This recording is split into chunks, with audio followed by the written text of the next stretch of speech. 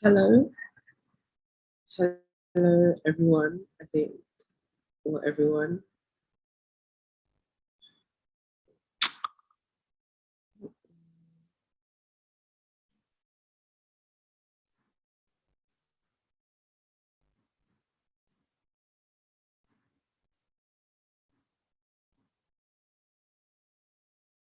Hello everyone, thank you so much for coming today. And we're just going to wait a few minutes for everybody to trickle in. My name is Leonie, I'm going to be your host for today. Please do in the chat communicate and let us know where you are attending from. That will be great. Let us know the city, the country, whichever one you feel comfortable sharing, and we will get started in a few minutes.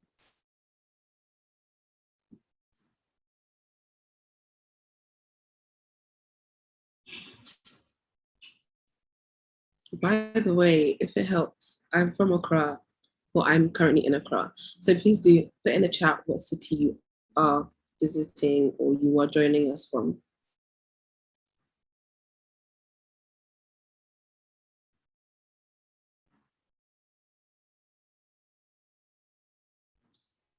And there is also a live link in the chat. So please do feel free to share with people, to share with your networks, your WhatsApp groups, so they can jump on as well.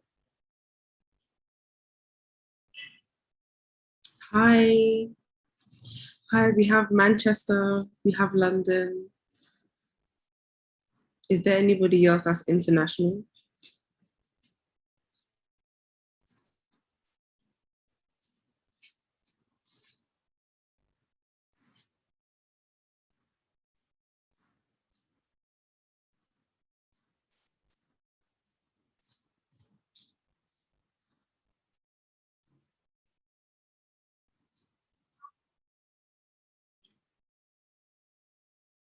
Another one from London. Hi, Londoners.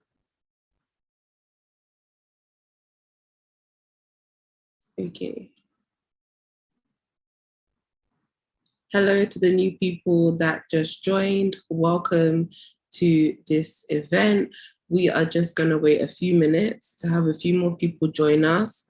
But please do put in the chat what city you're from, just so we can get to know where people are joining us from.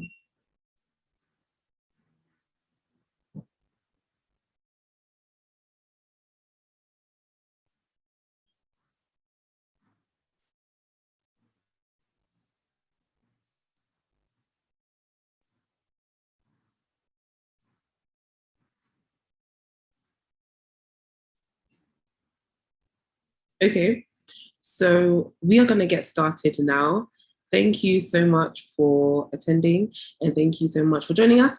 Hi, my name is Leonie Mills. I'm going to be your host for today at this event, which is about resilience and rebranding during the pandemic. This is a joint collaboration between A Touch of Color, a tech startup where employees of color can anonymously review their workplaces, and the Young Emerging Leaders Collective, which is a group of young leaders with the Ubele Initiative, an intergenerational African diaspora social enterprise based in London. And I'm going to let our fantastic panelists introduce themselves. Hi everyone, I'm Chidera Onyuku and I work as a fintech analyst in London. I also work with Leonie actually at A Touch of Color, so I lead the business developments arm of ATalk, and I'm very happy to be here today. Thank you. Sorry. Hi everyone, I'm Eugenia from Pomari Fit and I am the founder and creative director of Rebranding Events, and that is an event styling company based in London. I'm also really happy to be here today. Thank you so much, Eugenia. Yeah, and my name is James Mercer. I'm a social media consultant, and I also am launching a social media platform called Tape, which I started over the pandemic. So I'll be keen to talk more about this, and thank you for having me. Thank you so much. Okay, so we're going to get right into the questions. The first one, obviously, being So what were your reasons for undergoing or retraining or having a career change during the pandemic? And who would like to go first?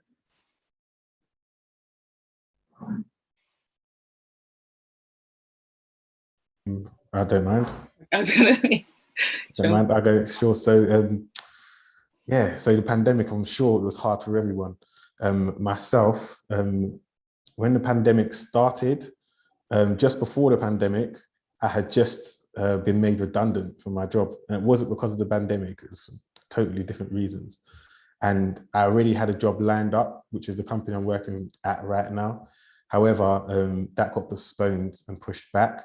So I was thinking, wow, are they really going to hire me? So I might be stuck not necessarily having anything. They did decide to hire me and let me start. However, I knew that this is not something that I can rely on. It's not something that I can look at as being something that's going to be sustainable for me for the rest of my life. Also, I'll be honest with you, I don't necessarily think that I'm going to be working for a company for the rest of my life anyway. So there was an idea that I already had that I'd been sitting on for a long time. That was to create a social media app based off voice notes. So I saw that people were using Clubhouse and going crazy and that sort of stuff over the pandemic. So I thought, you know what, there's no time better than the present. So I've been developing that since, and it's going really well. And there should be a launch this year. So great, thanks guys. That's me. I'm happy for anyone to go next, or if anyone has any questions for me, they can fire that. Okay, I don't mind going next.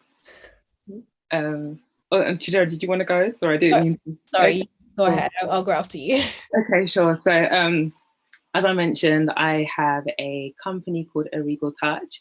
Untitled Touch is a company that has kind of been in the horizons since I was like 19 years old. So it's a company that I had an idea of myself still studying as a student, but I hadn't really launched it. I did the odd event for my friends here and there. I, during summer holidays, Christmas holidays, I'll do the odd collaboration with people here and there, but I hadn't actually launched the company. I decided to launch the company in January 2020. And I just felt like it was the right time. I felt like it was the right season, and I'd actually managed to garner a lot of interest pretty early into the business. Fast forward to March, I was working as a paralegal for a corporate firm, and I decided that I wanted to leave that firm. So I got a new job with my dream law firm. It was amazing, very excited, very happy. And then I get a email on my birthday saying that we need to postpone your start date because I work in immigration law. All the borders had shut down because of the pandemic. And I was just like, okay, cool. How long are you expecting me not to work? They said 6 months. I was just like, I've just left my job. I'm literally in my notice period stage. I called my previous employer. They weren't trying to take me back because, again, it was immigration. So they're trying to tighten their belts. And I'm left with a company which requires me to leave my house when the government are saying don't. People are cancelling their parties, people are cancelling their events, and I'm having to cancel my bookings. So at this stage, I'm jobless. I have no idea what I'm going to do, and having a conversation with my support system and just trying to figure out my next steps. And then I decided to, think about how best I could propel my business further so that I'm able to still pay my bills effectively. But I also knew that I had started to gain a little bit of a following, and I realized that I could personalize balloons and box them up and send them across the nation. Of course, all the card shops were closed. People weren't able to celebrate their birthdays. So people loved the idea of having like personalized balloons, personalized gifts that they could send from their loved ones from the comfort of their own homes. And that's literally how the business transformed to a service-based business, to a product-based business, and completely flourished throughout the pandemic until lockdown started to ease and we could go into houses to do decor, etc. again. So that's a little bit about how we started and kind of just flipped the business around in the pandemic. Thank you so much. Listen, please follow A Regal Touch on Instagram because their work is absolutely beautiful if you are not already. And lastly, Chidera. Yeah, I think mine's it's a bit different. I think a huge part of my reason for making a career change, I'll be honest, was financial.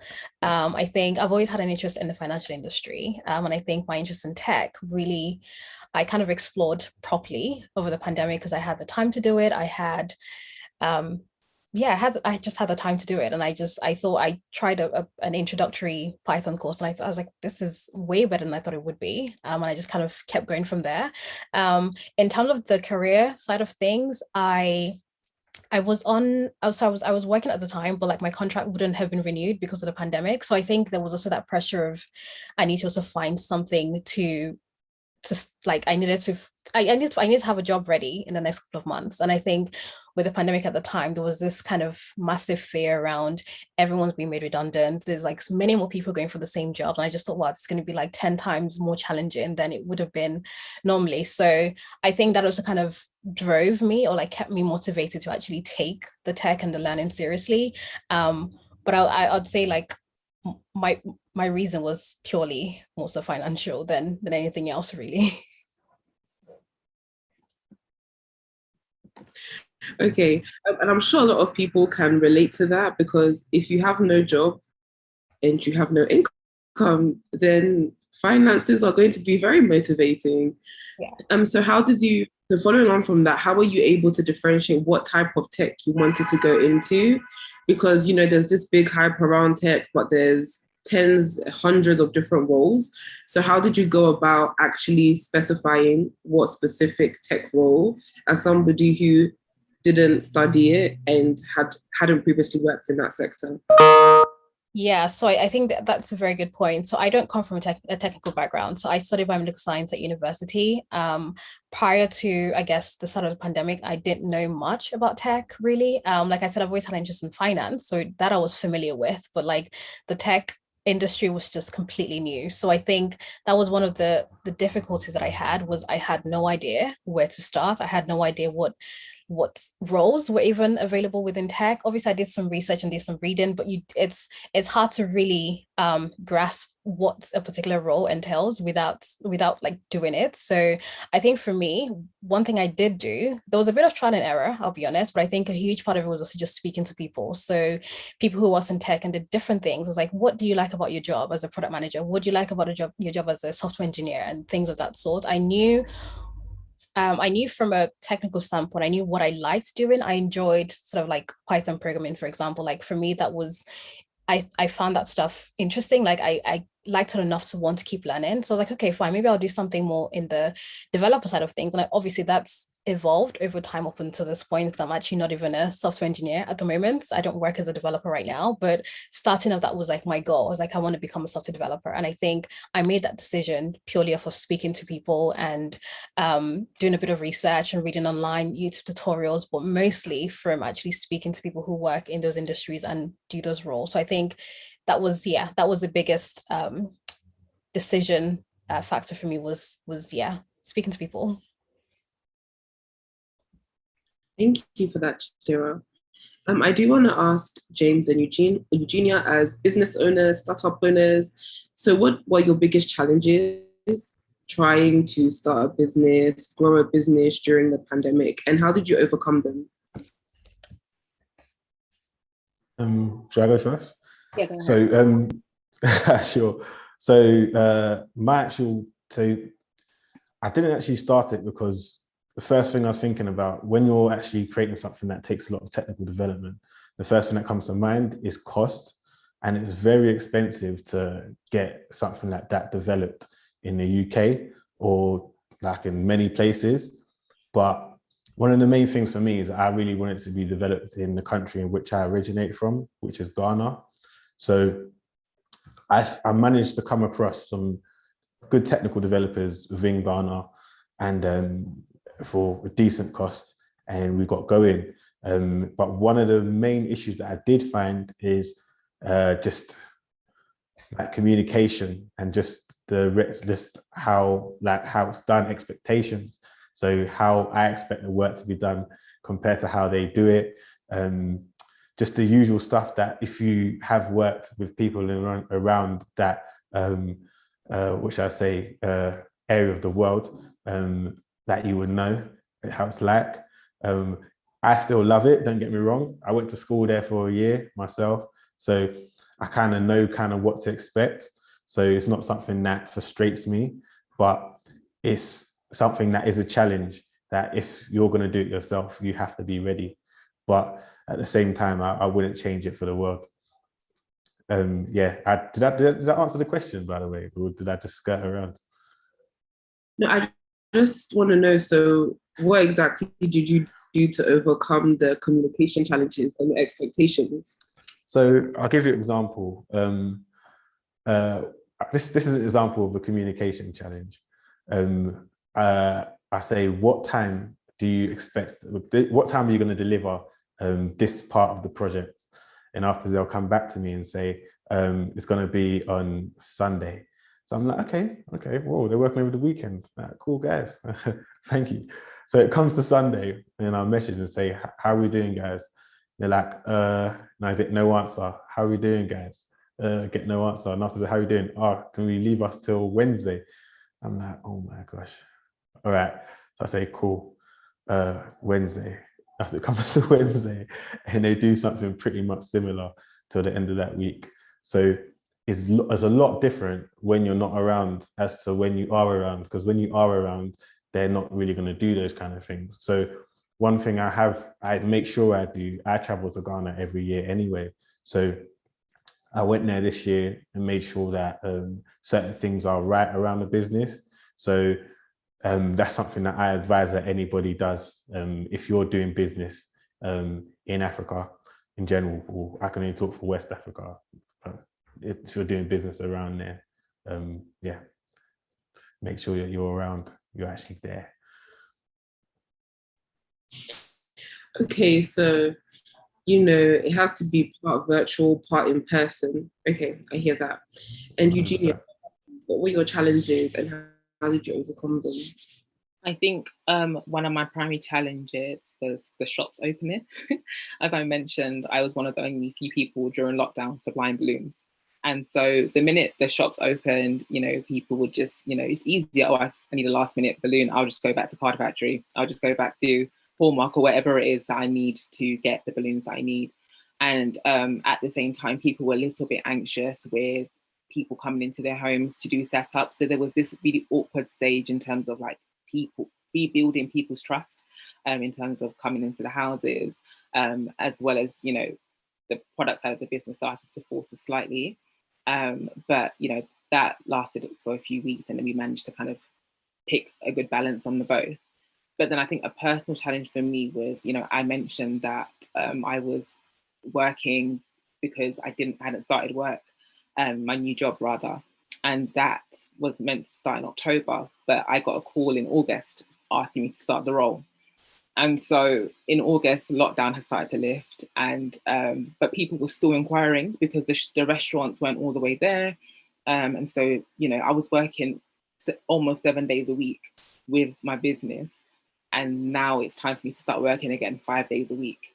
It was not the transition that I thought I'd be able to have. I thought I could, start to strip back before starting the new role. I didn't get the opportunity.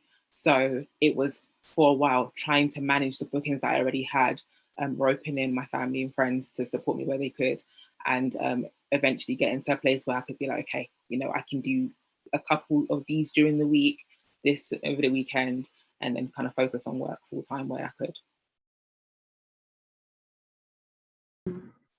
So how do you actually balance having a full-time job and a full-time business, because it's not even a side hustle at this point? Like if you see the clients, it's not a side hustle. Firstly, I'd say the grace of God, one, and two, I would say I no longer do this alone at all. I can't, it's not possible anymore. My family, partner, my amazing assistant, they all have roped in and kind of have helped me to, whether it's I need someone to assist with preparing the balloons or, doing the vinyls or painting backdrops, whatever it is, they're on hand. Having a diligent assistant who's able to pick things up before I even get there they all help take the weight of things so that when I'm working for my 9 to 5, I can focus on my 9 to 5. But I have to say, it is, you mentioned the 2 full-time jobs. So I do 9:30 to 5:30 in theory. In reality, I could be working till 10 p.m. like I was doing last night, come home or turn off that laptop and switch to my personal laptop and work with and doing ART. And I think it's just learning not to say no to the help. I think, and at the moment, still, I'm in the process of kind of generating a team and building a team, because it's gotten to a point where the business has completely outgrown me. If I was working full time on ART without a first job, that's fine, but not at the moment. So definitely have to say my support system have been probably crucial to that transition. Those are really good tips and lead on to my next question, which is about resilience and how do you in fact build resilience or maintain resilience? The pandemic was an extremely tough time with lockdown, also the death rate, Black people being affected more. Do you remember the time when they said that Black people couldn't get COVID? Do you remember that time? Because they were just like, oh yeah, we can't get COVID, white people only. And, a few months later, turns out not only do we get COVID, but we're dying at disproportionate rates. So like all of these things going on, changing careers, starting businesses, growing businesses, job hunting as well. How did you actually manage to build your resilience and maintain it throughout that time? Chidera, I'm going to start with you because I know the job hunt was not easy. No, it wasn't. Wow. Yeah, a lot. 2020 was a lot for everyone, probably. I think for me, what I think helped me a lot was having a great support system. I think friends, family, they were just amazing throughout that time. So I always had people to speak to about whatever it was. I had people, and also I think at the same time, I also had one of my best friends was also kind of in the same situation as me. So I think it was also nice to just have someone who understands the process and you can kind of support each other along that journey. So I think that was the biggest thing. I didn't do it alone.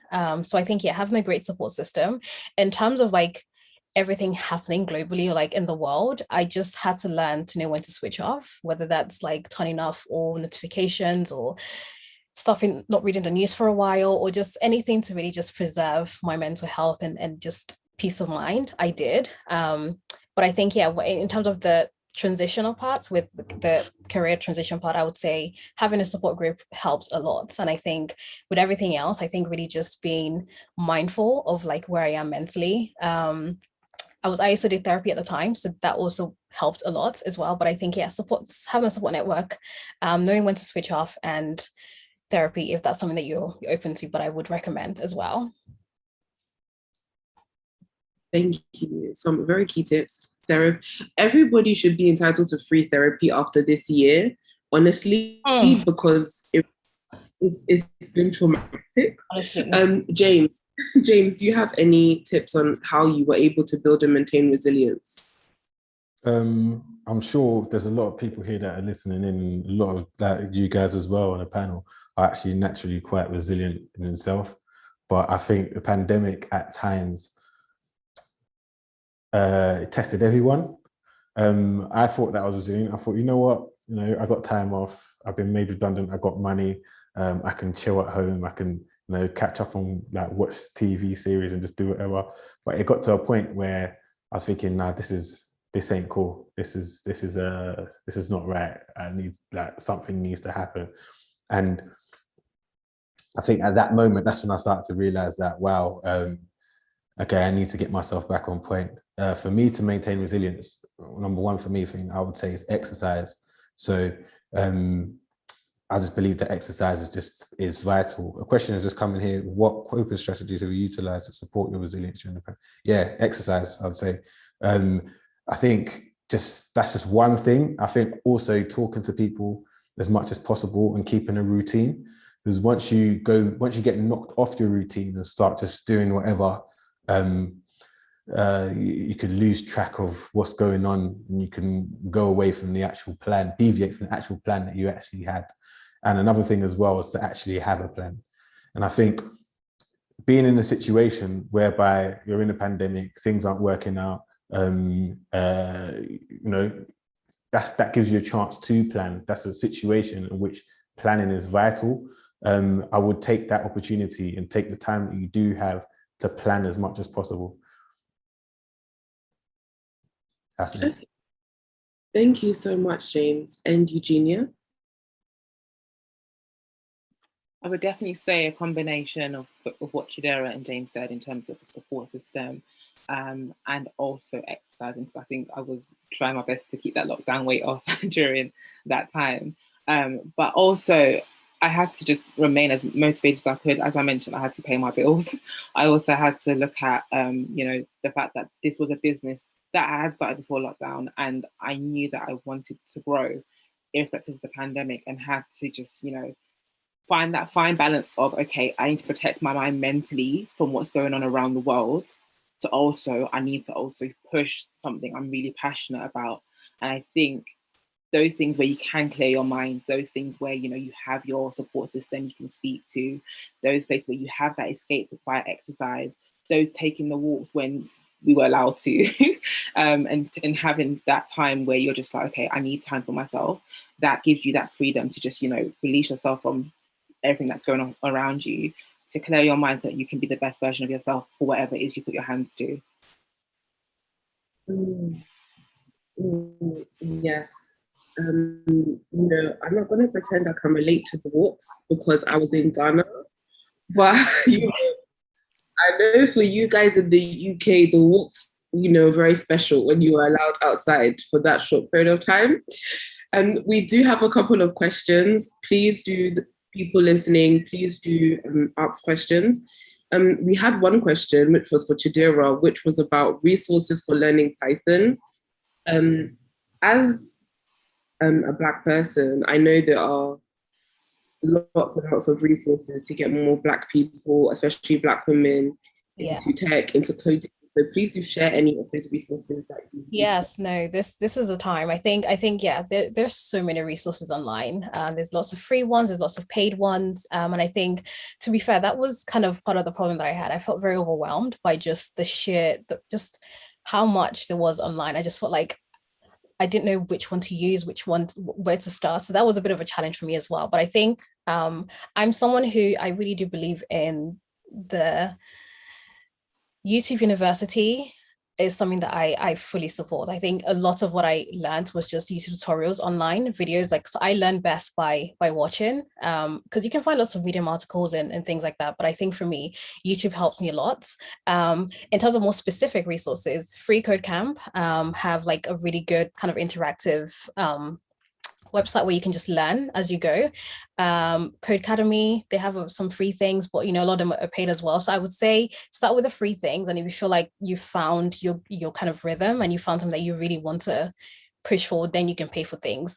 As Leonie said, there are lots of community groups, diversity groups that are specifically targeting people, like trying to get people into tech, like Black women into tech, Black people into tech. So there's Coding Black Females, there is Black Code Her, and a lot of them would run things like free coding classes or boot camps, or have like lots and lots of opportunities. So job opportunities, job postings on the Slack channels. So I would say if you really want to learn Python, I would say online resources. So free Code Camp is one of them. Code Academy is another one. YouTube, I couldn't begin to list any, like just everything on YouTube is really useful. And then join network groups. So Coding Black Females is one that I'd really, really recommend. There's Code First Girls as well, which is, they do lots of introductory Python courses. So that was the first one that I did, actually, was a Code First Girls intro to Python course. And those are really, really good. So they're very, very easy to kind of get into. It's like 2 hours in the evening, for like a couple of weeks. And then if you want to kind of take it further, you can then go into they have a nano degree program that they've just recently launched as well, which is amazing. So there are lots of things online that you can do, but I'd say, yeah, just take advantage of as many of them as possible, but definitely join a community group, because that's the best way to, one, expand your network, to have people to go to. So you want to kind of connect with people and look for people as opposed to just looking for jobs. And so, which is why I'd really, really recommend joining a group like Coding Black Females. hopefully you're able to find that useful. Thank you. And the person who asked the question was anonymous, so I'm not quite sure of your gender, but there is also other non-gender specific groups, such as Black Developers UK, for people who are developers. And there's just a lot. There's so many, so many. There are ones that even go down to like religious groups and Islamic makers. There's a whole bunch of like different groups. I know the person's anonymous, but feel free to like reach out to me on LinkedIn and I can find more kind of specific things. Another thing actually that I forgot to mention is think of attending or applying to a bootcamp. So those are a bit more rigorous in terms of the application process, but I think they offer the most in-depth and most structured learning. It's kind of like having a mini degree.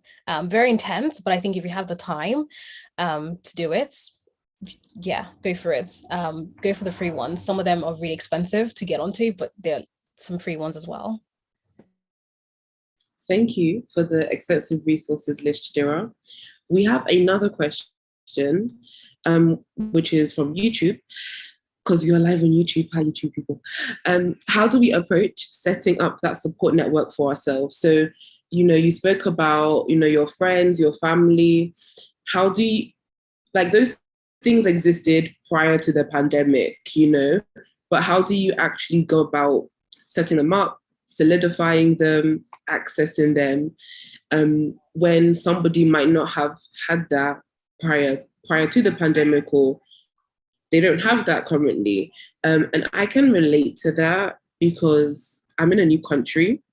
I don't have the same support network that I had in London. So while I have, like, my support network is virtual, if somebody is like, oh, go for a coffee, me, myself, and I. So me too, I would like to know, how do you go about setting up your support networks? Eugenia, would you like to kick us off? You're on mute, Eugenia. There we go, good. So I would say it's a bit difficult because for me personally, my support network did come from like my family and my friends. But in hindsight, I'm just reflecting and realizing that the events community as well, there's so many of us and we were able to come together post-pandemic, so pre-pandemic, during pandemic, post-pandemic, to be there for each other whenever we needed that, virtually, physically when we could.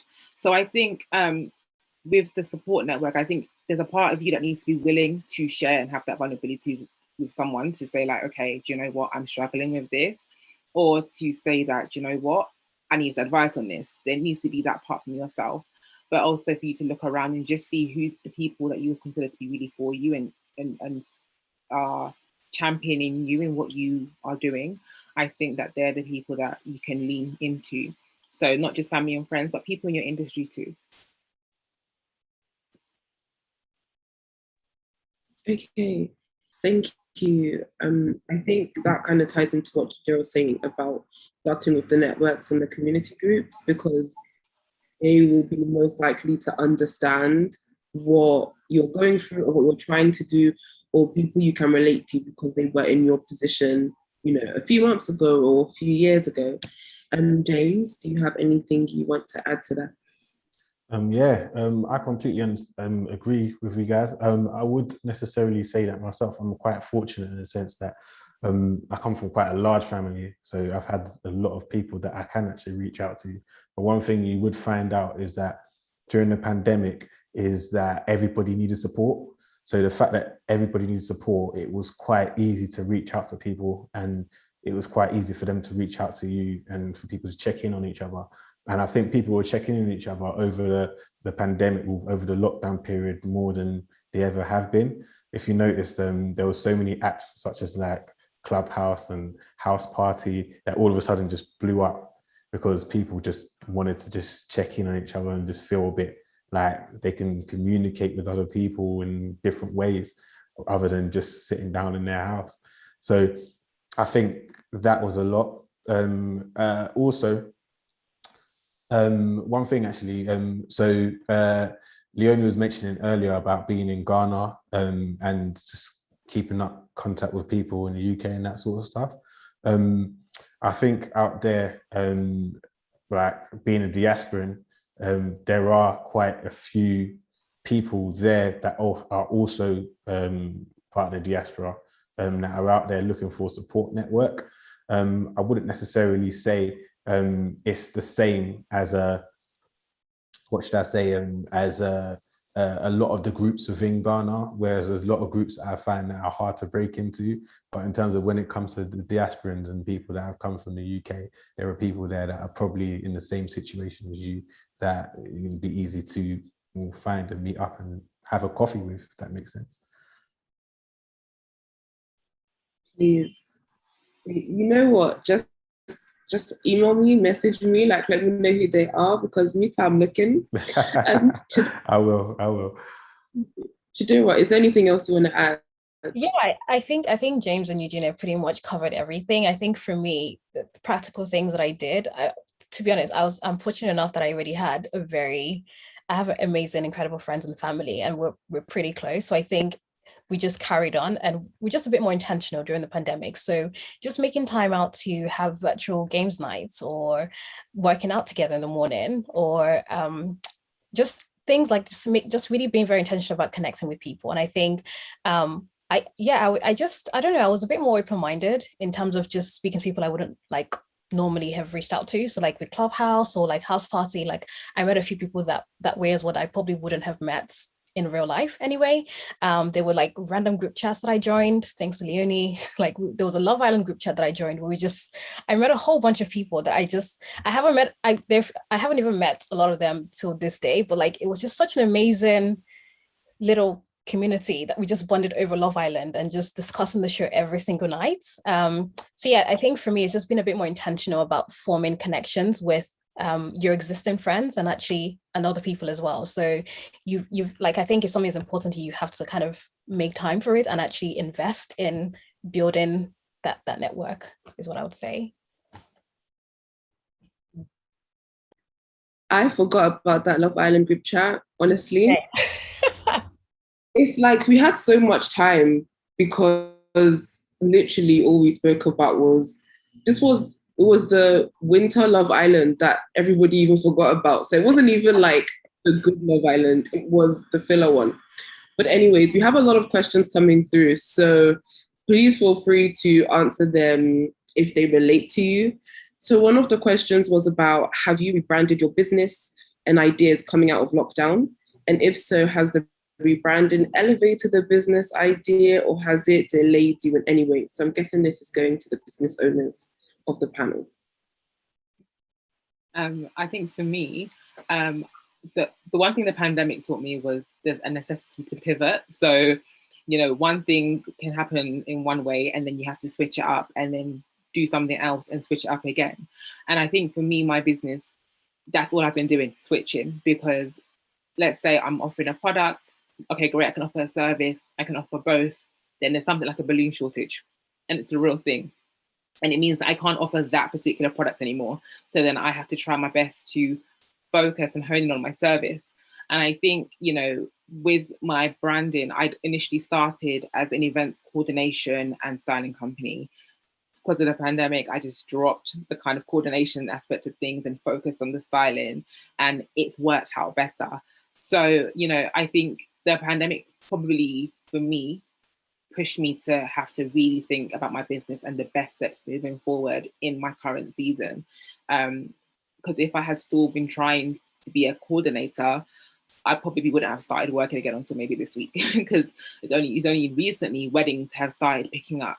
So, you know, I think for me, it was just learning how to pivot. And when you are pivoting, you just bear in mind that your foot is still grounded, the vision's still there, you know what you want to achieve, you know where you want to go. But it just might mean you have to go to the left a little bit or go to the right. But as long as you're still rooted in terms of the vision and where you want to go, that's the most important thing.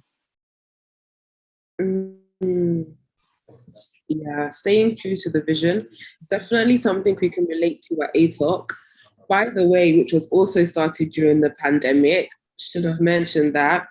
And the amount of people that have tried to make us diversity consultants, because diversity consulting popped off during Black Square Summer of 2020.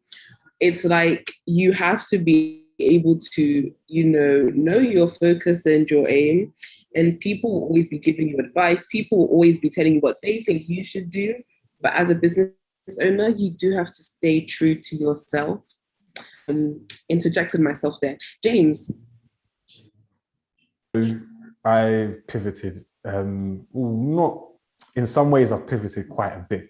I've changed the name of my business. It was registered in the UK. I registered it in Ghana. I changed the team. I've done a lot of changes to the business in general. I actually got it kick-started. I got different people working it. So a lot of changes happened, but that happened because I had the time. And as well, I wasn't out, doing other things. I was at home, so I could do that.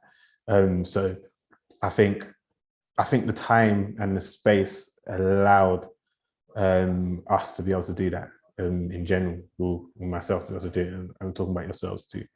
So I made a difference. I made a huge differences. I even changed like what it does, what the mission statement is, what we're trying to get out of it. Got a new logo. I got a new typeface. I got so much done over that period of time.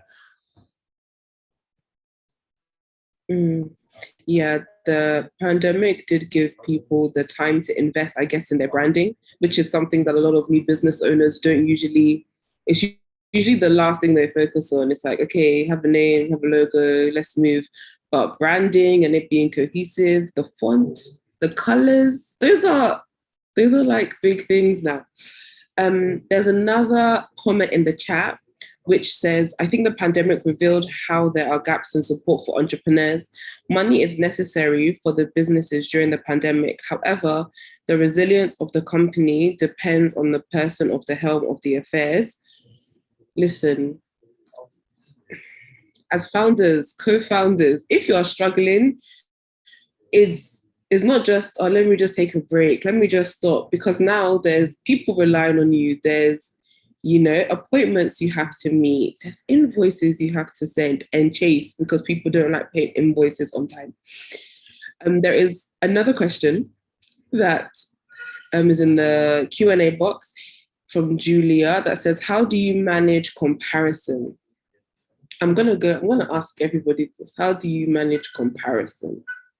I felt this deeply because while being at home, or the pandemic was like, wow, more people are connected, more people are on social media, more people are on social media. So it's like you're seeing people still securing the bag, still securing the job. First of all, I felt like everybody bought a house during the pandemic as if they were on sale. Everybody was doing keys at the apartment. People were bought a new car, so it was like, how do you manage comparison? Obviously, generally with your career, but with just general things, with life. Chidera, because I saw you felt that as well.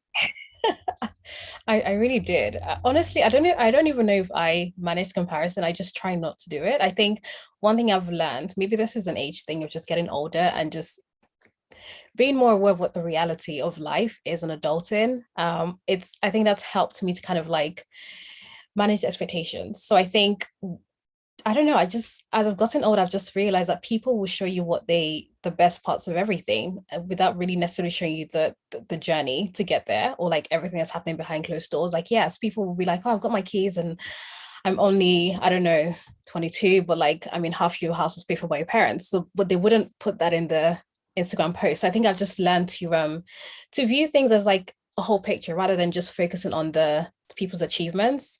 I think for me personally, I think I've just learned to just be a bit more focused on like my journey and where I'm headed, and just try not to stray from that, because there's this saying, comparison is a thief of joy. Like there were points where like it got really bad. So like things like LinkedIn would be very triggering for me.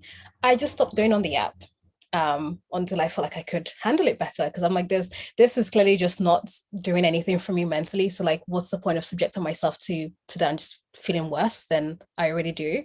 So I think for me, my my strategy or my method is I just try not to do it, and I just try to focus like inwards. I think for me, it gets easier, I think, as I've gotten older, because you just realize that it's, I don't know, like everyone wants to make it seem like they're making, I don't know, 100K on Twitter, but like that's not the reality. And I'm learning that that's not the reality more and more as I've gotten older. So that's helped a lot. But I think my advice is just focus on yourself. Like everyone's on a different path, everyone's on a different journey. Like just like there's no benefits really in comparison. So try not to do it.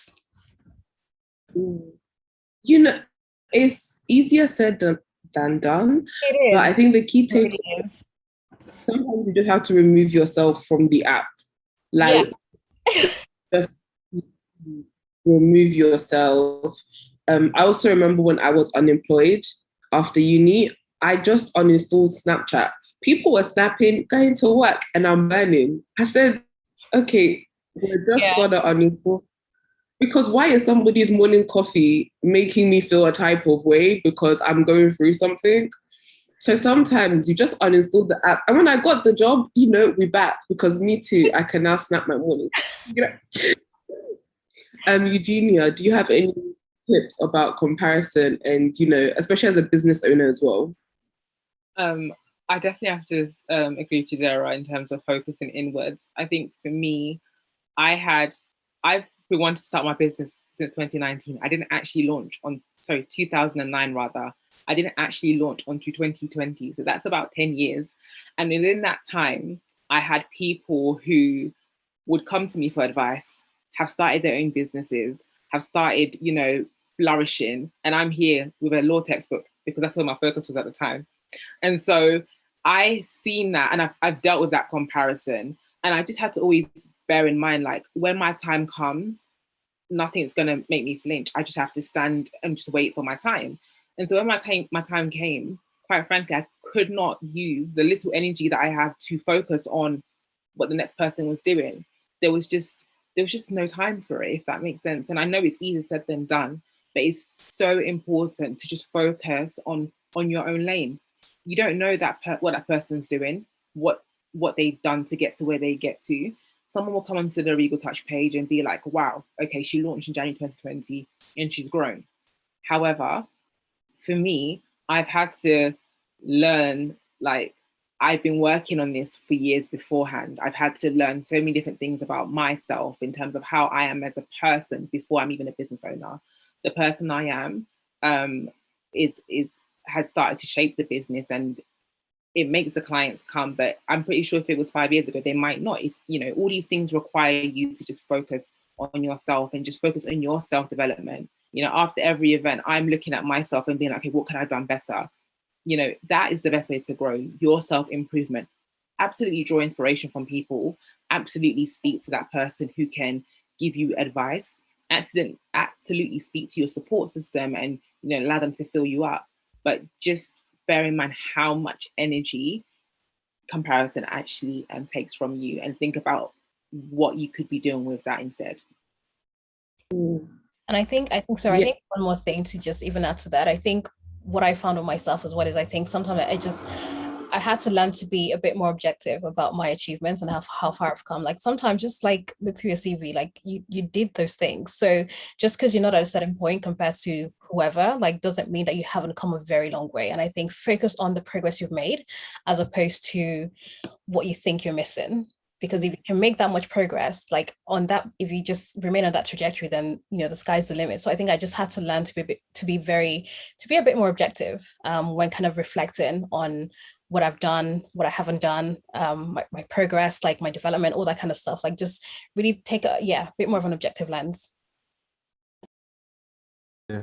Well, myself, I actually work in social media, so I can't really necessarily avoid seeing people's posts and that sort of stuff. But it's kind of built a certain sort of sense of resilience for me.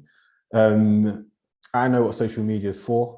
I know that when you post on social media, the intention is to try and get as much attention as you can get, and that's what it's actually for. So if you're getting a lot of likes on your pictures and getting a lot of engagement, you're serving a purpose and you're making your social media profile more profitable for whatever you want to use it to do. So I get it, but there's a thing of, it is a bit of tunnel vision that is needed. And I hate to say this as in terms of putting a plug to my own business, but the main reason why I actually thought about this idea in the first place is because so the app I'm developing is based off voice notes. So it's a voice app. So 90-second voice notes that whoever you follow, you press autoplay in your homepage and it plays everybody's voice notes like that. The reason why I came up with it is because social media itself, stuff like Instagram and Facebook and Twitter actually are very conspicuous, and there's a lot of conspicuous consumption going. So if people don't understand what that means, that's people purchasing things they can't afford to impress people they don't even like. So I thought, how about I develop something where people don't actually have to do that, and you can create content from the comfort of your own bed that other people can look at and listen to and find interesting and informative. So notice I said look at earlier. That's not going to be something that I'm going to be saying in the future. So that's it. Thank you. And James, there is questions about the name. When can people join? When is it launching? So if we can follow you or keep updated, please type it in the chat. And, we'll keep following you. We'll support Black-owned social media app. Like, guys, let's support the thing. Okay, we have a lot of questions and little time. So the next question is, when Instagram and Facebook shut down, and also WhatsApp, okay, because Facebook is a monopoly that needs to be broken up. Side note, what did it teach you in regards to your business? Eugenia, shaking your head. Ownership is key. Oh my goodness. So that WhatsApp, Facebook, Instagram, mobile phone, calling and text messaging are 5 ways in which you can contact us. 3 of them were down. In order for you to even get my phone number or my email address rather, you need to actually go into my Instagram page, and you couldn't access that. So I was just like, okay, then I just contacted my friend who's been bugging me about setting up a website. And I said, okay, let's get to work. I think it's so important to know that, those things are amazing channels and they have an amazing reach, and they enable you to, reach a wide platform of people and a wide audience of people. But it's so important to own your own. And so get your websites, invest in it. It's something that whatever happens, if you Google it, that's the first thing that's going to come up. You work on that, invest in your SEO, and make sure that you are as reachable as possible. Listen, at a touch of basically. Listen, we can so relate. We are also investing in our new website. We have onboarded an amazing UX, UI designer. We have software engineers, because social media is all well and good, but if Mark Zuckerberg decides today that he chooses violence and turns it off, nobody can say anything. He is richer than some countries. Like, who is going to tell him? Who is going to be like, turn it back on? So especially WhatsApp. WhatsApp is the one thing which I feel like they need to take away from Mark Zuckerberg, because it's not even a business thing. Well, actually in Ghana, lots of people use WhatsApp as businesses. I don't know if you have seen it, but there's WhatsApp shops. Like, there's a shopping section on WhatsApp now, which I just find crazy, because I'm just trying to communicate internationally for free, but they need to take that away from Mark Zuckerberg. Okay, we are going to go through another question, which is, have you ever suffered from imposter syndrome in your business or field? I'm going to start with Chidera. As somebody who studies science and was a teacher, you've now gone to enter with people who studied computer science at university. Have I ever suffered? I'm still suffering, guys. I'm still suffering from imposter syndrome. Yeah, no, this is just one of those things that has just always been a bit of a challenge for me. I think one of my biggest fears is just a fear of mediocrity. So I think I'll be honest, like I'm very hard on myself sometimes in terms of like I want to be like the best at everything. Like I need to get it right the first time. And it's probably not the healthiest way to approach things. So I think with imposter syndrome, like, yes, I think most people probably have at some point. And it's something that I'm learning to kind of take in my stride and get better at every single day. And I think I try to be very practical with things like this. Like I'm a very logical person. So I think with imposter syndrome, what I try to do is I like to gather evidence that I am capable and I'm supposed to be where I'm at. Whether that's from getting feedback from people, whether that's from achieving like my achievements, like getting things done. Like I like to have tangible evidence that I can do this. Like I know how to do this. I can do this to better than the next person. So yeah, that's something that I try to do all the time. So I like to gather evidence. So I think always try and get feedback from people, like whether that's good feedback on like how to, constructive criticism on how to improve, or just like actual positive feedback. I think that helps a lot. Like just linking back to the point that I said earlier, like just being a bit more objective about like how far you've come and like what you've done. Like I still feel like I don't know enough. I still feel like I don't know how to code. I still feel like I don't know how to program. I still feel like I don't know how to do my job, or like I'm getting better. But I think when I look back to like where I was, I don't know, a year ago, like it's insane. Like, so that's what I need to focus on. I need to focus on that progress. And I think that's what makes me feel comfortable and confident in the fact that actually, even if I don't know something now, I have confidence in the fact that I can learn and I can get to know something. And that's what I focus on, really. I think I try not to, spend so much time on what I don't know how to do, and just trust the fact that even if I don't know something, I can learn. Like I trust my ability to learn things and pick things up. And I think that's just what I'm learning to build every single day, which probably is a better skill to have than, the other elements of things. So to summarize, I would say gather evidence in many different ways, whether that's verbal evidence from people, actual tangible formal evidence, like whether that's like things at work, like formal reviews, that kind of thing, projects, like things like problems you've solved, like it from a tech standpoint, like things, coding challenges, like have you developed anything? Like all of these things are evidence that feeds into the fact that you're very capable of doing what you're supposed to be doing. And like don't worry about what you don't know. Like as long as you can learn things, like it's not rocket science. I've come to believe, like as you can get it done. So that's really how I deal with imposter syndrome. Like it's a challenge every day. It's easier said than done. But I think yeah, like it just takes energy from you.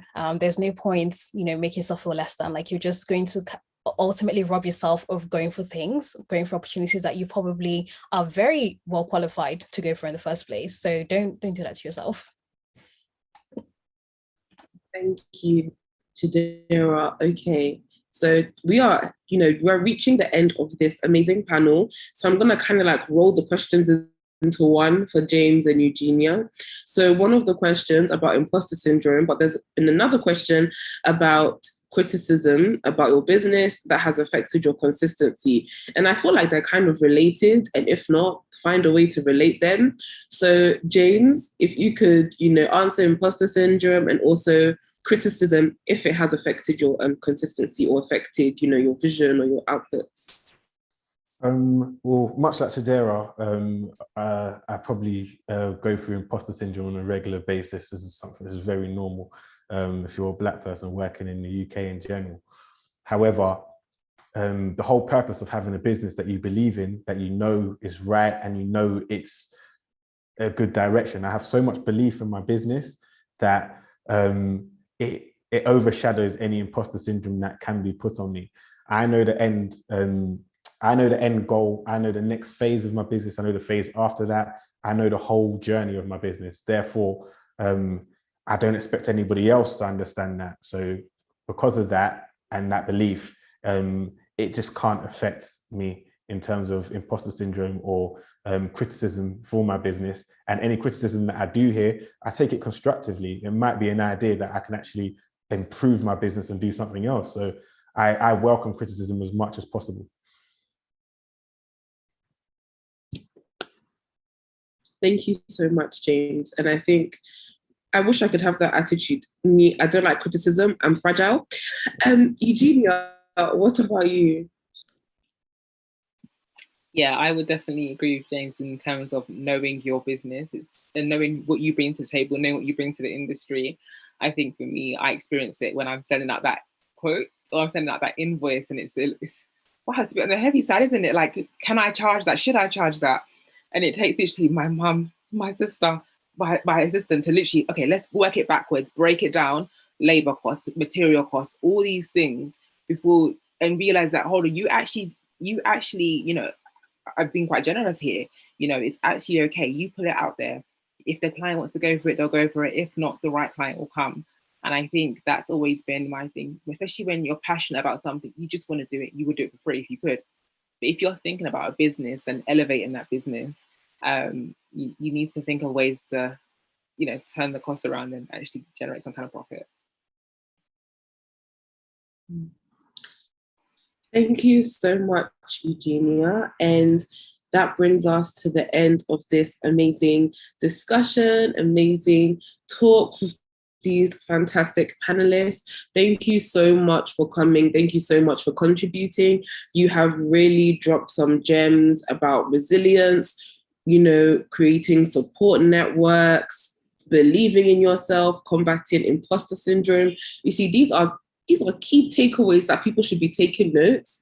And I hope people were taking notes, but also you can find us live on YouTube as well, and you can rewatch this whole discussion. So, you can share it, you can send it if people didn't make it today.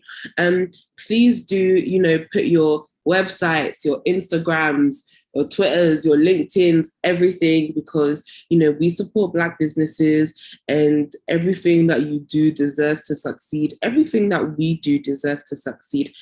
Thank you to Ubele for hosting us. And I am Leonie Mills, co-founder of A Touch of Color. You can also find us at www.atalkltd.com. Please leave a review of your workplace. We're trying to change the D&I space in the UK.